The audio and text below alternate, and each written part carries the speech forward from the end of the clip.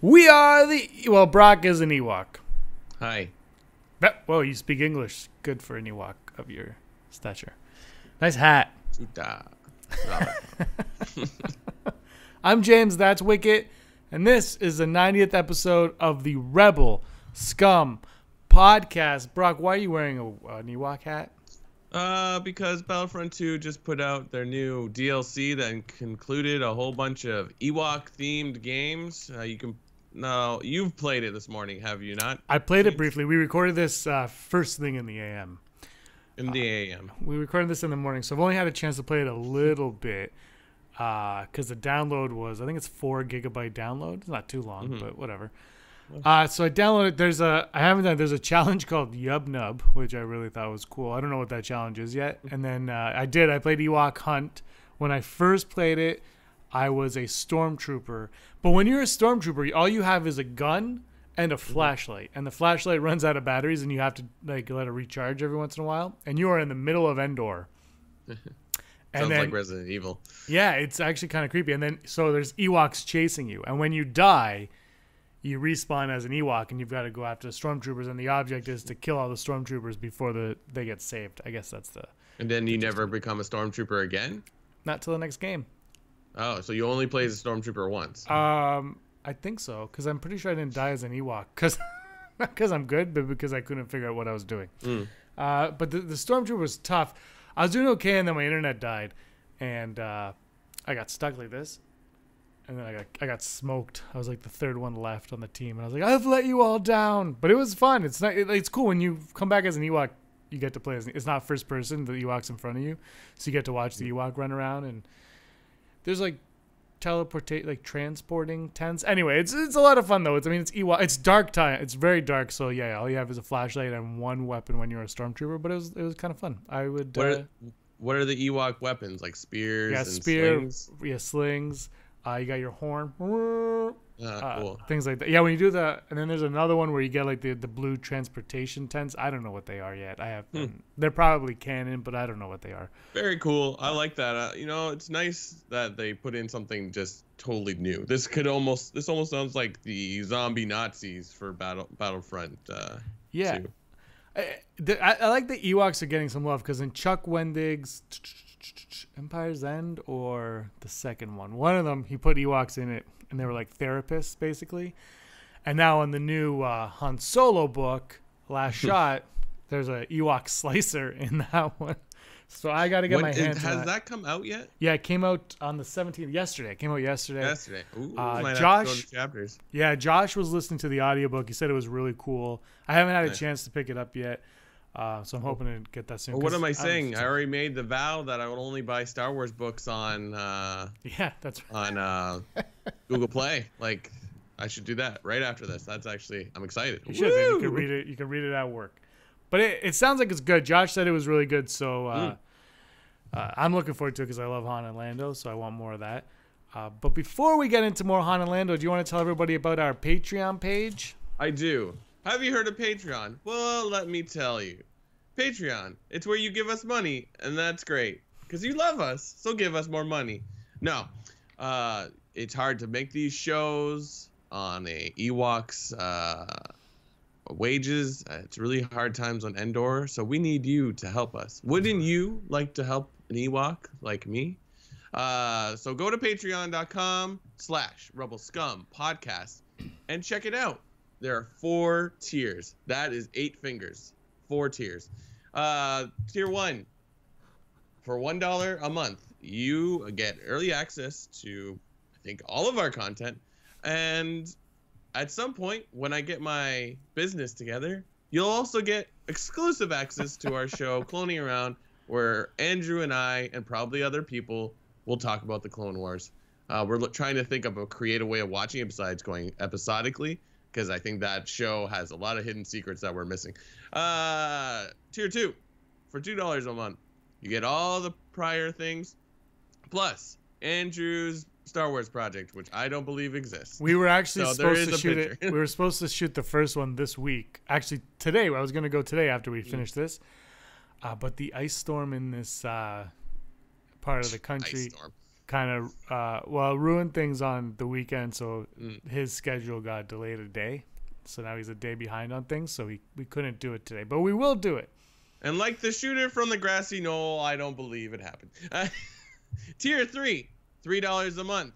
You get all that prior stuff. Plus, if you send in an email with a theory, something to talk that we'll talk about, ideas for, I'm forgetting our segments. Never tell me the odds or top 5, and we'll talk about it.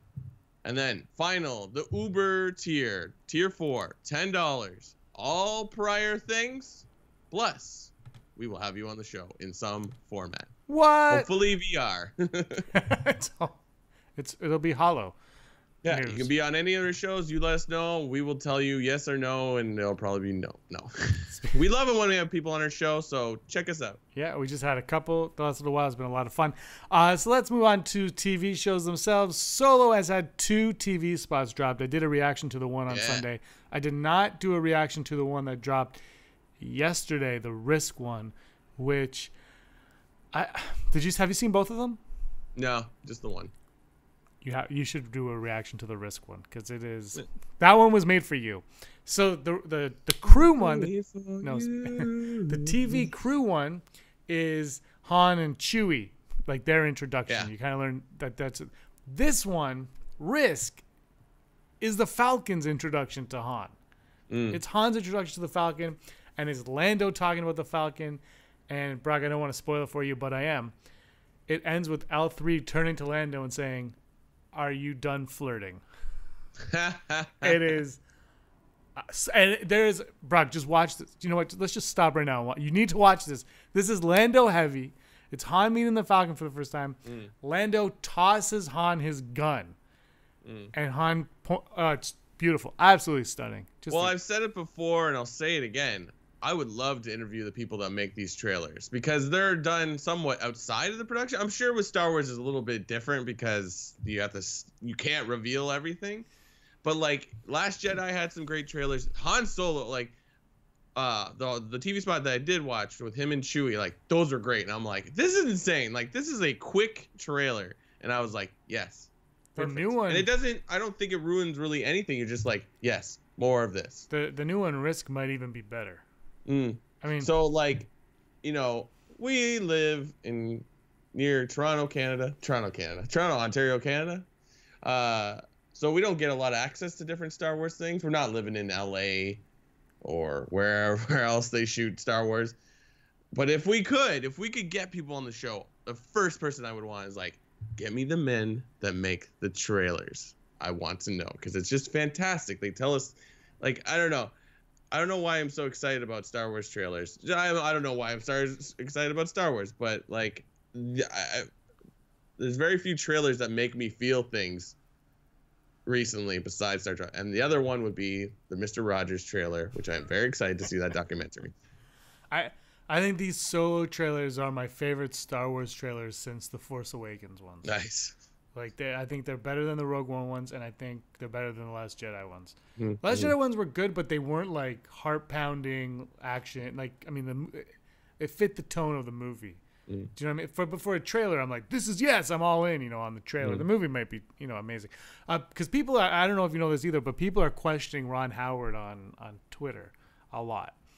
And he comes up and and his answers are usually, "I don't think you'll be disappointed." That's usually what he says. I'm Ron Howard. But someone said, someone tweeted at him, and I don't know who, and this is a paraphrase, but they were like, "I only like Star Wars for Jedi and Sith. The only reason I'm going to watch Solo is for Game of Thrones." And they called her by her Game of Thrones name. And Ron Howard Ron Howard just said, "I don't think you'll be disappointed." And so people are like, are there Jedi? Are there Sith in this? I kind of read it as, well, he's saying that she's going to do great in the movie and don't be disappointed. But there could be Jedi and Sith in it, just as long as Han Solo isn't. Because look, Chewie knows they exist. He was with Yoda. He met Yoda, so you can do that. What did you think of Naked Chewie? Have you ever seen Naked Chewie before? No, I haven't. What part is that? The TV spot. He doesn't have his what's it called on. Oh, with the bandolier. Yeah, he's completely nude. It didn't faze me, so I guess I didn't notice. All nude. I was like, whoa, we got nudity in this all movie. Natural. Yeah, movie's going to be rated R. Everywhere. Him and Woody Harrelson in the buff. That's what else did Ron Howard tweet out? He tweeted out somebody was questioning that the movie was delayed or something. He goes, no, we're right on schedule. He's like, just chill your pants. Oh, someone did say, hey, will Clint Howard be in it? Which we all knew he was because he announced it a while ago. And he goes, but I hope I can notice him. And his response was, you will not be disappointed. Like this one was more like, Clint Howard's in there. And he's playing Warwick Davis's brother. Nice. Yeah, I was actually thinking about that. I'm like, oh, because I know, like, even if you go on IMDb, it says Clint right in the cast. I was like, oh, I wonder what Clint will be. And I'm like, why are we seeing Clint in the trailer? And I'm like, because only you and James really care about Clint Howard. Do you think that his role will be similar to his role in The Grinch? Like Dryden Voss is like the big bad, and he's like his number one guy, and he gives him Yeah, he was Jeffrey Tambor's left-hand man, right? Yeah. Left-hand man? Right-hand man? Left-hand. It's The Grinch.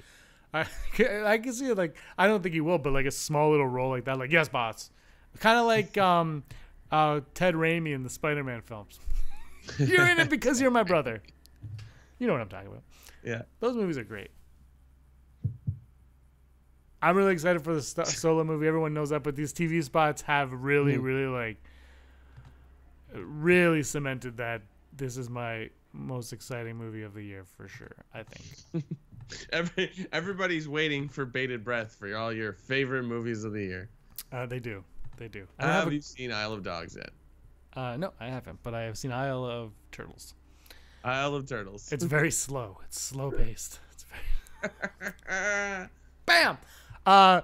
Anyway, some other news dropped that apparently everyone's favorite little green guy who's not a gremlin is going to be appearing in episode 9 because he was such a big hit in The Last Jedi. What do you make of the rumors of Yoda appearing in episode 9er?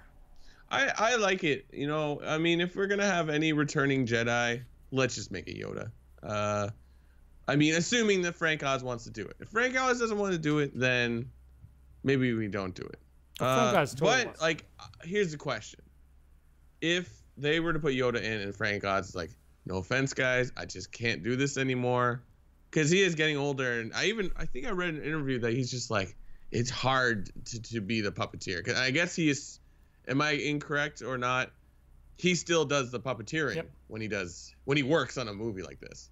So my question is like, if they have to have Yoda in it, and if they have to have Yoda in it, and he doesn't want to do it, would we be okay with the person who did the voice of Yoda in Clone Wars? Oh, no, it's always going to be Frank Oz's voice. Always. But you know what I mean? What if it was like a really good imitation of Frank Oz's voice? Because Lord knows anyone can do Miss Piggy. Actually, that is false. Because, gosh, those new voices suck. Especially Fozzie. Fozzie, they just cannot. When I watched that first Muppet, Jason Segel's Muppets, I was like, ooh, Fozzie is, oh, no, you lost me. You had me. And then, like, I was like, oh, that is not Frank Oz. You won't like Kermit in Hilarity for Charity because it's totally different. Oh, it's the third Kermit now. But the new Kermit didn't sound anything like Jim Henson's Kermit anyway. Well, this one is I'm not going to say worse. It's not the same. The personality is still there. I heard his first bit, and I thought he sounded more like Jim Henson than the last guy. But, yeah. So, back to the original question. Would you be, if Frank Oz just couldn't do it, would you rather know Yoda or Yoda with the voice actor from Clone Wars? I would rather know Yoda. Reason being, well, I shouldn't say that. Here's the thing. If I'm going to say no recasting to Leia, I've got to be it all the way around. Unless you're going young. But Yoda in the prequels when he was animated, I don't. Did Frank Oz stand in for him? Like, it wasn't motion capture, obviously, by Frank Oz, but is there a puppet stand-in? My rabbit's going nuts right now. I'm not sure. I don't mind the voice. The voice doesn't bother me. It's the characteristics and whatnot that Frank Oz brings to Yoda. But I feel like if Frank Oz says no, what's the point? My other thing is there a point to bringing Yoda back? I think I would see. I don't really want Luke to come back. I mean, I do want Luke to come back, but I also feel like I'm fine without Luke coming back. And I think it makes more sense for Yoda. I still think that scene makes more sense if it's even if it's just Obi-Wan, because of his connection with Luke. And then it would have made even more sense if it was all three of them: Anakin, Obi-Wan, and Yoda. That's how I feel. But if they're gonna replace Oz, I don't mind. Like, the voice isn't the problem for me. It's the characteristics and and can you? Is it still Yoda's movements and actions? Right. So that's because they went through all the trouble. They got, I don't know if you watched the Jedi and the director documentary, they got the original mold from Empire Strikes Back to do that Yoda. When I get the original guy, I think Frank Oz would do it though. It made me puppeteering, you'd be tired, and then but then it's the movement is still him. Like, it's so him. Exactly. So I don't know. I just had a thought. Wouldn't it be great if there was just a different Jedi ghost or Force ghost in the third movie, and it's sort of like a Christmas story or a Christmas story? No, what's the Charles Dickens one? Christmas Story. Yeah, whatever.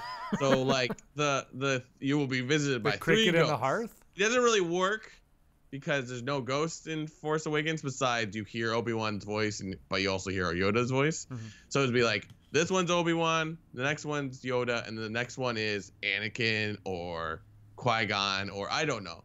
Like, that would be kind of cool. That's way too late to make that work, but for me, I think right now, with Carrie Fisher's passing, with Luke Skywalker being gone, I think right now for Kylo Ren, whatever his story was with Leia, I think right now is your perfect opportunity. And I don't think this is going to happen whatsoever.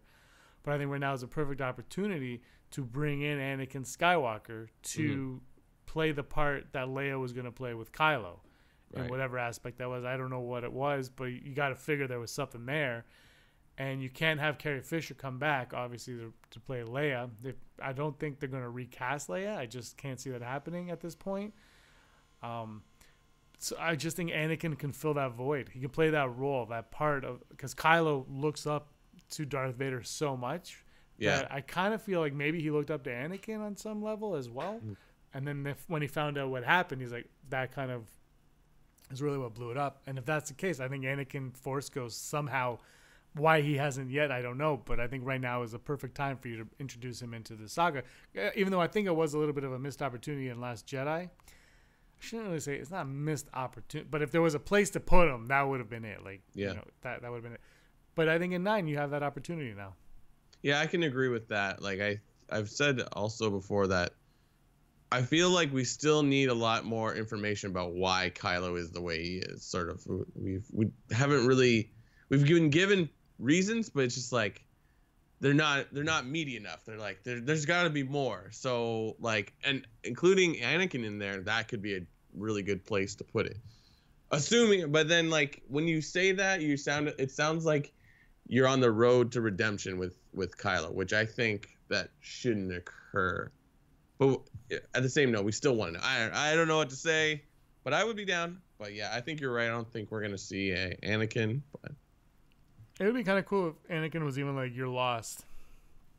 Like you're like, you have become me. You've gone too far down the path.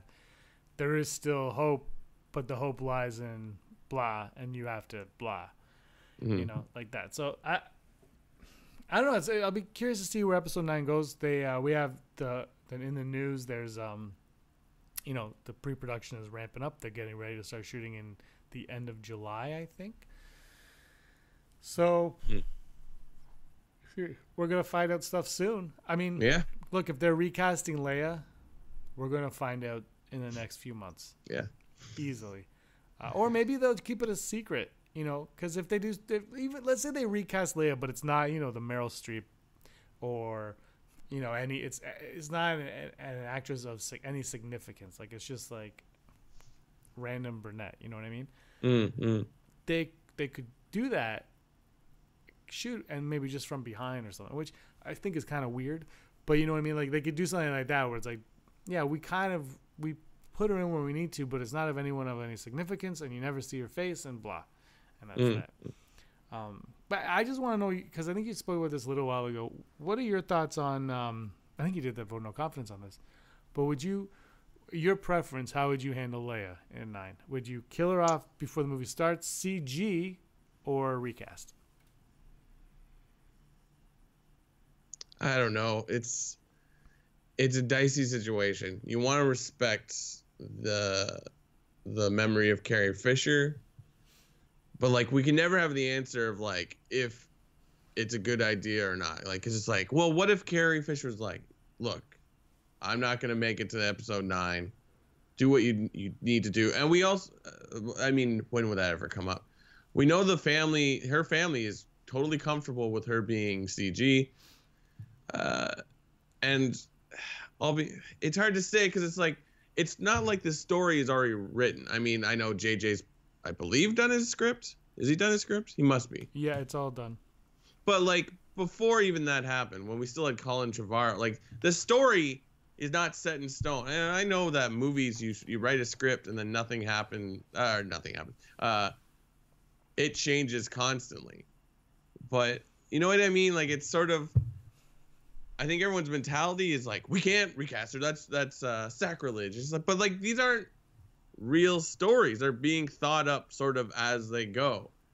I mean, and I think everyone would agree with that, with how different Last Jedi is to The Force Awakens. And there's nothing wrong with that. I have zero problem with that.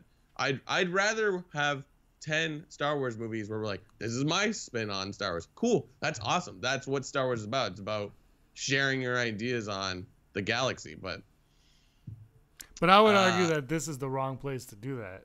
Yeah, but like the sagas, like the other thing is, after the outcome of Last Jedi is that you can't please everyone. So as much as you want to do something adventurous or outside the mold, like it could affect people. I don't know. Or they just don't tell us anything and they just show us the movie and whatever. Which it would be ideal. Yeah. I mean, if there had already been 3 scripts written out and it's like, this is the story and it only all works if we do this story, then yeah, I'd be like, okay, let's recast her or CG or whatever. But I don't think that's the case. I think they've been rewriting the second they lost Carrie, and it is what it is. I want a good conclusion on her story? Yes. But it's a dicey situation that I don't think you're going to please anybody. Or sorry, not anybody. I don't think you're going to please everybody. So you got to go with what they think works best, and we'll have to deal with it. Yeah. I just think when we did that, I brought this up a couple of times, but when we did that roundtable and Andrew's like, look, I don't want their plan B. Whatever we're getting is a plan B, because plan A, Luke was alive. Yeah. And Carrie Fisher was also alive. I mean, so that was the plan A. So no matter what we're getting, we're not getting the original plan A, but we could be getting J.J. Abrams' original plan A. And for me, I just think, I don't know how you handle it, but we're going to talk about something else in the news where it looks like there's going to be a time jump no matter what between these two movies. And I think if she can't be there for Kylo in any way, she can be there for Rey or Poe in between movies. Yeah. And her presence is felt throughout this movie because of the impact that she had on those two characters in the time between the films taking place. And then somebody, I can't remember who it was, wrote an article, and they're like, because I don't know how they wrote the article, I can't remember, but I'll put my swing on it. That you do that, you kill Leia off in between 8 and 9, but she has an impact on the characters, like I just said. And in the movie, you're like, that's fine, she has that impact. But then for us, we get a novel about what happened in between. Yeah. And then this is what the article mentioned was, get Claudia Gray to write that novel. Yeah. She'd be awesome at that, right? And then so in the movies, you have your conclusion, and then the fanboys who are going to eat up this stuff, we get a really, really proper send-off in book form. And I cannot remember who wrote that. It was a tweet. I read it like after our show last week. That they're like, Claudia Gray should write a book about Leia past. I can't remember what it was, but I was like, yes, 100%. And then, because I just think, I always felt that in between those two movies, she should be killed off. And then, but an impact, she has to have an impact on the characters going forward. And she can't have it on Kylo because that would just be cheap. But you have it on Rey and you have it on Poe as well because of that. And I think it could be that could really be a catalyst for those characters doing what they do in the next movie. Right. I don't know. None of this is under our control outside of we just don't go see these movies anymore. But I trust they'll do the right move. And like you said, we have these extra mediums like comic books, TV, and novels where these characters can live on forever. Princess Leia was just in the last story arc in Poe Dameron, and that because it all happens prior to the Force Awakens. So it's just as good. I mean, yeah, most people won't know that story, but they're like I want more Princess Leia. It's like, here you go. She has dresses, and they break out Lars and Tekka. Like, yeah, that's fun. Like, that's all you need to know. Like, I don't know. Well, we'll find out next Christmas. Let's move on to Never Tell Me. The odds. The odds. Today's odds are brought to us once again by the Den of Nerds. Den of Nerds. Den do you of like Nerds? blue jeans? So do they. Denim. I didn't even look at this. This is all going to be natural reaction for me. Okay, what is our first odd? I'm having trouble with the graphics again today. But what is our first odd? I can look at it. I got it. Our first odd, I don't know what's going on with the graphics. Our first odd is the odds of Boba Fett appearing in Solo, not just the Slave One, which many people have noticed in that trailer. I think it's pretty high. We're going to go 90%. I mean, we're already seeing Mandalorian armor. If there's someone in that armor, I do not know. Or if it's just like a display armor, I don't know. But yeah, Slave One, that was a great... How crazy would it be if that was just a subterfuge? It's like, oh, we just added that digitally just to mess with you during the trailer. But yeah, I'm pretty adamant that we're going to see him in some version walking around. Yeah, I'm going to go 91%. Josh had a cool idea where he got like a cool scene like Vader got in Rogue One, and that's like Boba Fett kind of gets a badass thing. We have never really seen Boba Fett be a badass, so that'd be kind of fun to watch. The next odd, the odds of Han being a mud trooper early on in Solo. Not sure. Like, there is signs that he is part of the Empire, but the more I watch these trailers, I'm wondering if it's not as elaborate as we think. But that would be awesome, so I'm just gonna go high as well, 95%. So yeah, I'm gonna go 95.1%. I think because he says he's a pilot and he driver and all that stuff. So it makes sense to have him in some sort of Imperial Academy of some sort, like more toys. Yeah. And our final odd, the odds of Jedi being in Solo. I'm going to go full Brock on this one because now when you say Jedi, like a physical Jedi walking around or just the mention of Jedi or the Force or Sith or whatever? A physical Jedi. Okay. I'm going to go full Brock on this one because I think they're going to take the chance of not putting it in. I mean, maybe the Force is mentioned, but... I think the Force. I think it's more likely that the Force will be mentioned or Jedi will be mentioned than an actual Jedi in it. Yeah, full Brock because I really don't know. All right, I'm gonna go full Brock as well. Yeah, because I can't figure that one out. It's tricky. Like I don't want Solo. Obviously, I don't want Han to be near a Jedi, but they can still like if there's one that's still alive. I like the idea that these spin-off movies each kind of tie into each other. That's what I've always liked, and Obi-Wan should show up. All right, let's move on to Holo News. Holo News. That's me. Stand by. I'm opening my notes. All right. First story of the day is you can play Jedi chess or Holo chess. I was going to say it's not called Jedi chess. Last year, Disney and Lenovo teamed up and put together the Star Wars Jedi Challenge, which, if you've seen it, is a VR version of a game that you can play with your mobile device while wearing a headset, and I believe there is a lightsaber. I remember seeing this, but I'm surprised that this is kind of like... I remember hearing about it, but then nothing else after that.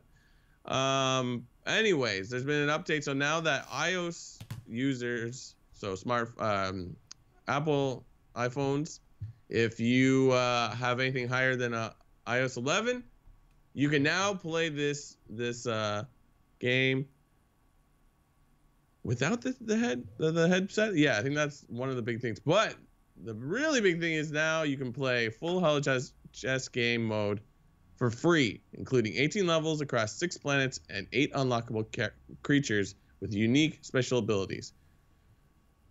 You can't really play anyone multiplayer, but you can play against the computer. Then there's no word on the Android update as of yet, but if you want to play on your Android, you just have to shell out $200 to get the headset and lightsaber, and you can play as much holo chess as you want. I was excited to see this because I was like, hey, wouldn't it be crazy if we could play holo chess?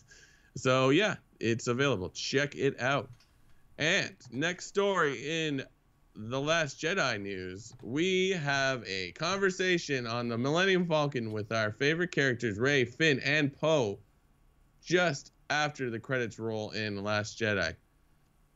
It will be seen in the new Poe Dameron comic where they're sitting actually at the holo chess table in the Millennium Falcon. They're just having a conversation where like or Rey and Finn are talking about Jakku, and Rey questions how good of a pilot Poe actually is since he crashed so many times in the last 2 movies. And also, what else is here? That Finn suggests that Rey may actually be the best pilot in the galaxy. Yeah, so that's in the comic. I have not read it yet. It just came out, and I have not been to the comic book store. Makes sense. It's curious because this is a huge time leap for the comic. So I'm curious what happens if it's the whole book or just a part of it. But as we know, Poe Dameron so far has been prior to The Last Jedi. I'm very excited to read this. It's exactly what we need, more content. So hooray. And also, we mentioned earlier today, Uncle Ron Howard has been talking about Solo on social media, and he revealed a new type of TIE fighter called the TIE RB. And Lucasfilm just put out information on what makes this so special. The special thing about this new TIE fighter is it's compensating for the relative fragility of the unshielded TIE starfighter is the armored TIE RB, a reinforced heavy starfighter, which with much more power laser cannons. Not very exciting, but like that sounds like the TIE fighter is a little bit more durable. And to see how this is important, if you check out on YouTube the Battle of Endor and Last Jedi, Return of the Jedi. There's a video called Battle of Endor Space Only. You see how many single starfighters get blown out of the sky. So having a TIE fighter that's reinforced, that's great. They're a little bit more aggressive. They're more of a issue to deal with, which is great when you're chasing the Millennium Falcon. But then we're like, if they're so good, why didn't they have it in the other movies? I don't know. We'll find out. This is all exciting Han Solo news. And in our last story, it was announced today on Twitter that Victoria Mahoney will be the second unit director on Star Wars Episode 9. She's best known for her work on Queen Sugar, Grey's Anatomy, and American Crime. She tweeted, "Cat's out of the bag. Thank you, J.J. Abrams, for inviting me on your ferocious ride. This one's for the outliers, dreaming big in small corners of the earth. May the force be with you." So that's exciting. We have a second assistant director. So yippee hooray. The movie's coming. They have their crew. All right. Wow. Okay, and that has been Holo News. Let's go over to top 5. Top 5. What's top 5 today? Today's top James? 5 in honor of Ewok hunt on Battlefront 2. We're going to do our top 5 Ewoks. Yay! All of them. All of the ones with the Ewoks. Who's your number 5? My number 5 is Paplu, because he's the baby Ewok. I don't think I'm pronouncing that right. Paplu. One of the problems is I tend to forget all their names. Do you have... Yeah. Is Teak Oh, on no, your wait. list? That's not the baby one.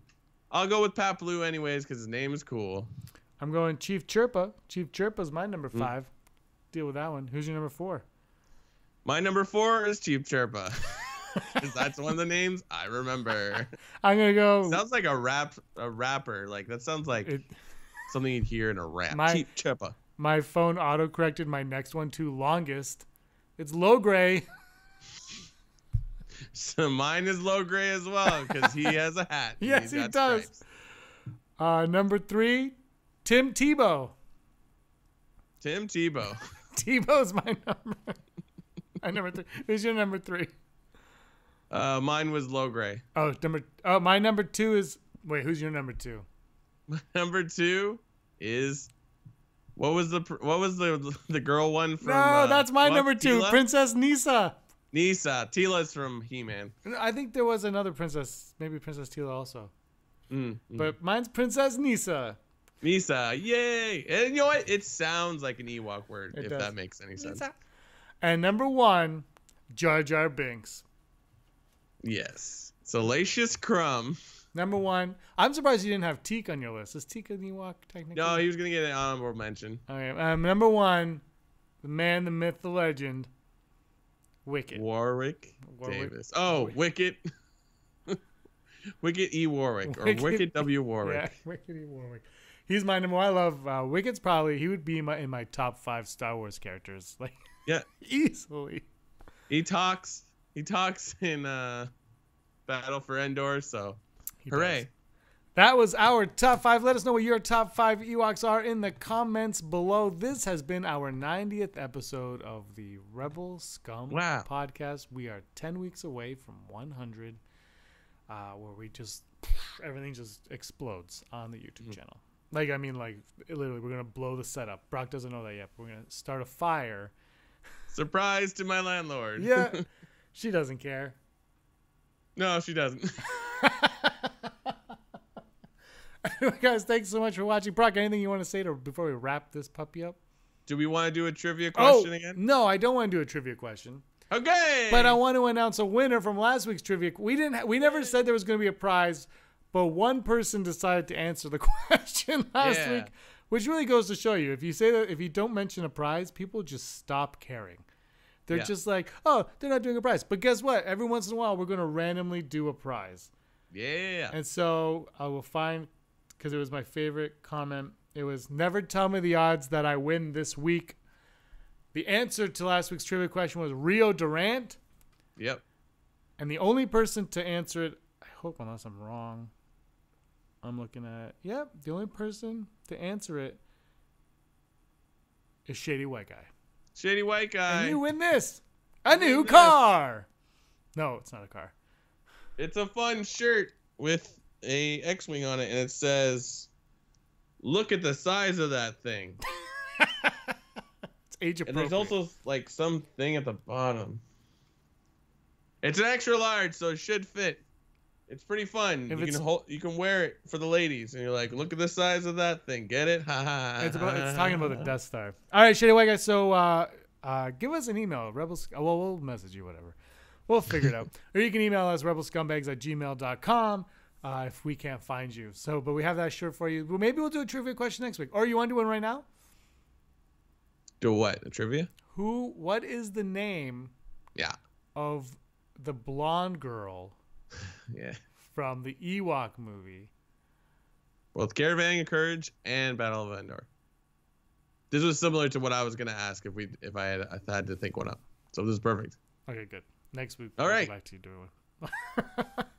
All right, so that's the question. Let us know in the comments below. Thanks so much for watching. Brock, thanks for Skyping with me today. Hey scumbags, thanks for watching. Don't forget to give us a thumbs up on our video. As always, please subscribe to our YouTube channel, Rebel Scum Podcast, for all the latest videos.